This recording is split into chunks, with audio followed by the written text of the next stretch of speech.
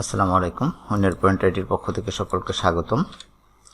আমরা আজকে এক্সেলের ফাংশনটা ফর্মুলাগুলো দেখব। কিছু ফর্মুলা এখানে দেখব।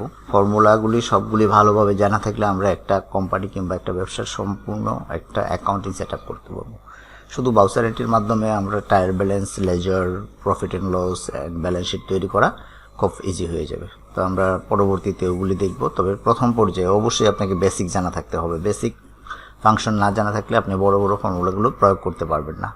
তো আমরা এই ফর্মুলা বারে ক্লিক করলে, ফর্মুলা মেনুতে ক্লিক করলে আমাদের এই মেনুগুলো দেখায়। এখানে দেখেন ইনসার্ট ফাংশন একটা আছে, এটাতে ক্লিক করলে আমাদের একটা ডায়লগ বক্স আসবে। আমাদের এখানে সবগুলো ফাংশন আলাদা আলাদাভাবে আছে। অল দিলে সবগুলো ফাংশন দেখাবে, ফাইন্যান্সিয়াল দেখাবে। এভাবে আমরা এখান থেকে ফাংশনগুলো সিলেক্ট করে নিতে পারি ইনসার্ট ফাংশনে। আর তাছাড়াও আমাদের এই মেনু ট্যাপের এই যে অটো সাম, এখানে কতগুলো ফর্মুলা আছে, এই পুল ডাউন এরোতে ক্লিক করলে ফর্মুলাগুলো পাবেন, ম্যাক্সিমাম মিনিমাম সব আছে। তারপরে এখানে রিসেন্টলি যে ফাংশনগুলো ইউজ করা হয় সেগুলি থাকে এখানে, সেটাতে আছে। ফাইন্যান্সিয়ালগুলো আছে, যেটা আমরা ওই ইনসার্ট ফাংশনেও পেয়েছিলাম, সেখানে ফাইন্যান্সিয়াল যে অ্যাকাউন্টগুলি লাগে সেগুলো এখানে আছে।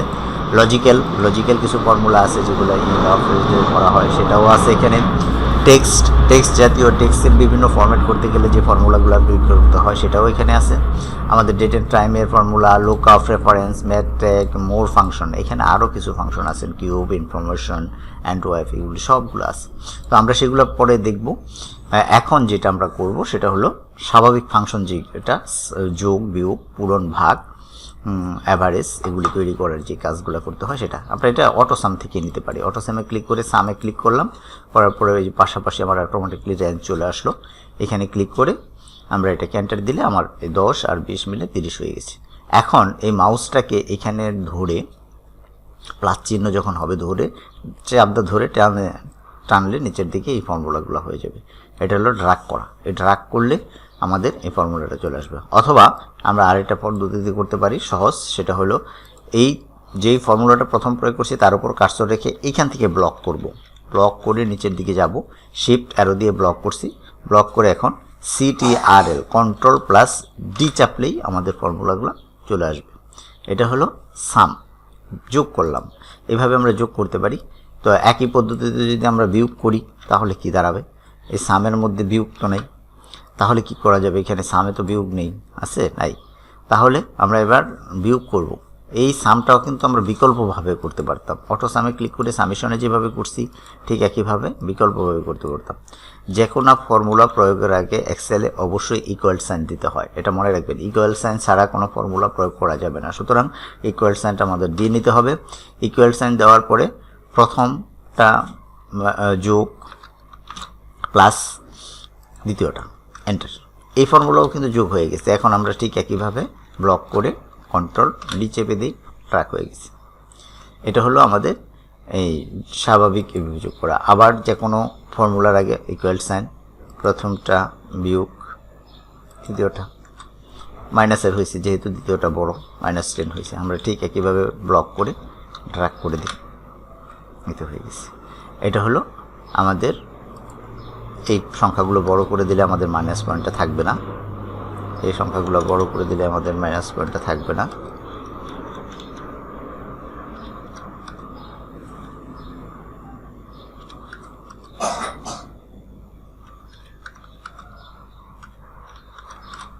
মাইনাস পয়েন্টটা থাকলো না।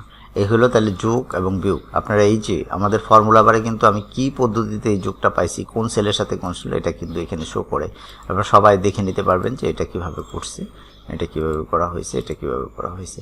এখানে আমরা যে কোনো ফর্মুলা বারে এখানে গেলেই আমরা দেখতে পাবো এই রেজাল্টটা কীভাবে আসছে।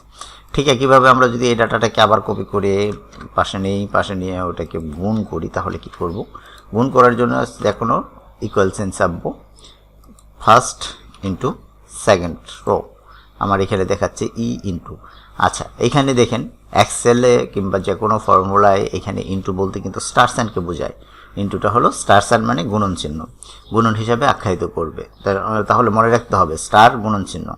এন্টার দেন, এখানে আসে। আমরা কিন্তু এটা ফাংশন থেকেও করতে পারতাম, ফাংশনে আছে, কিন্তু ফাংশনে করতে গেলে একটু সময় লাগে, ইজি হয় না, প্রোডাক্টে যেতে হয়, ডিভাইডেডে যেতে হয়, তারপরে করতে হয়। তো আমি ইজি দেখানোর জন্য এই পদ্ধতিটা দেখাচ্ছি। ভিতরে ফাংশনেও আছে এবং বিভিন্ন ওয়েতে এক্সেল এগুলি করা যায়, সেটা কিন্তু থাকা সত্ত্বেও আমি এখানে ইজি দেখাইলাম। তাহলে এটা আমাদের গুণন হয়ে গেল। এটাকে যদি আমরা ভাগ করি তাহলে সেটাও হবে। আমরা একটু বড় সংখ্যা নিই যাতে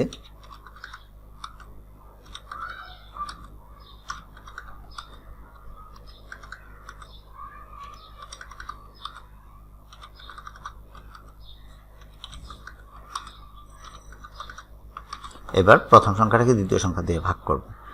ঠিক একইভাবে ইকুয়ালস মাস্ট, যে কোনো ফর্মুলার প্রয়োগের আগে ইকুয়ালস মাস্ট দিতে হবে এক্সেলের ক্ষেত্রে। তাহলে প্রথম সংখ্যা ডিভাইডেড মানে অবলিক দিয়ে এক্সেলে কিংবা কম্পিউটারে ভাগ বোঝায়। এবার ডিভাইডেড সেকেন্ড সংখ্যা, এন্টার, ভাগ হয়ে গেল। ঠিক একইভাবে যতটুকু করবো একটু ব্লক করে কন্ট্রোল ডি অথবা কি চাপবো আমাদের এখানে ট্র্যাক করে দেব যে কোনো সংখ্যাকে ওইভাবে, যেগুলি মিলে নেই সেটা আমরা ঠিক এখন এটাকে দুই সংখ্যায় আমাদের দশমিকের পরে এত সংখ্যা তো রাখার প্রয়োজনে আমরা দুটো সংখ্যা রাখবো বা একটা সংখ্যা রাখবো, তাহলে আমাদের এটাকে একটু সংখ্যা কমাইতে হবে। এইখানে দেখে রাখেন হোম বাটনে যায়া আমাদের এই যে ডিক্রিজ ডিসিমেল এটাতে ক্লিক করলে আমাদের দশমিকের সংখ্যা কমবে। আমরা সাধারণত দুইটা দশমিকের পরে দুইটা সংখ্যা রাখি, এটাই থাকবে। আমাদের সেই অঙ্ক করার সময় যে ফর্মুলা 5-এর উপরে থাকলে 1 যোগ হবে, 5-এর নিচে থাকলে যে সংখ্যাটা আছে সেটাই থাকবে। এখানে এক্সেল অটোমেটিকলি সেই কাজটা করে নেয়, সুতরাং আমাদের নিজেদের কিছু করতে হবে না, শুধু এখান থেকে দশমিক ডিক্রিজ কিংবা ইনক্রিজ করে দেবো। যদি বেশি দশমিক রাখতে চাই ইনক্রিজ, আর যদি কমায় দিতে চাই তাহলে ডিক্রিজ। এই হলো আমাদের মোটামুটি আজকের যে ফর্মুলাগুলো ছিল, সেটা আমরা যেটা করলাম সেটা হলো এখানে আমরা করলাম যোগ, বিয়োগ এবং গুণন এবং ভাগ করলাম। এই চারটা সংখ্যা আমরা এখানে দেখে নিলাম। আমরা পরবর্তীতে আরও অ্যাডভান্স লেভেলের কিছু ফাংশন নিয়ে আসবো। ডে বাই ডে আমরা এখানে অ্যাডভান্স লেভেলের ফাংশনগুলো দেবো। এমন একটা অবস্থায় যাব আমরা ইনশাল্লাহ যে পরবর্তীতে একটা অ্যাকাউন্টিংয়ে শুধু বাউচার্টগুলো এন্ট্রি করে দিলে অটোমেটিকলি আপনার profit and loss, trial balance sheet, ledger এবং আদার্স যে সেটগুলো হয় যেগুলো লাগে আমাদের relevant, cash book, ledger book and stock পর্যন্ত আমরা যাব, যাতে একসাথে সবগুলা একটা জায়গায় এন্ট্রি করার পরে সবগুলা শিটে আলাদা আলাদা নিজস্বভাবে স্বয়ংক্রিয়ভাবে এন্ট্রি হয়ে যায়। ইনশাল্লাহ সবাই আমাদের একটু সাপোর্ট করুন, আমরা ইনশাল্লাহ অবশ্যই ভালো কিছু করার চেষ্টা করব। আজকে এই পর্যন্তই, আল্লাহ হাফেজ।